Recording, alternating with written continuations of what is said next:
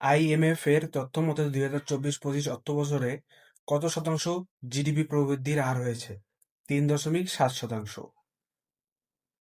সম্প্রতি বাংলাদেশে চলমান গণতান্ত্রিক উত্তরণের প্রক্রিয়াকে সমর্থন জানিয়েছে ইউরোপীয় ইউনিয়ন বা ইইউ।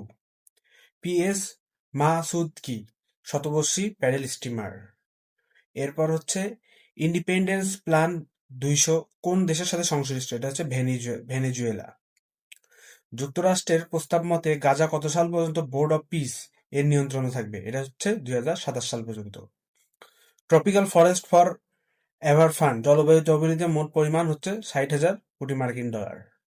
বাংলাদেশের রাজনীতিতে মজলুম জননেতা নামে পরিচিত ছিলেন মৌলানা আব্দুল হামিদ খান ভাসানী। মৌলানা আব্দুল হামিদ খান ভাসানীর মৃত্যু হচ্ছে 1976 সালের 17 নভেম্বর।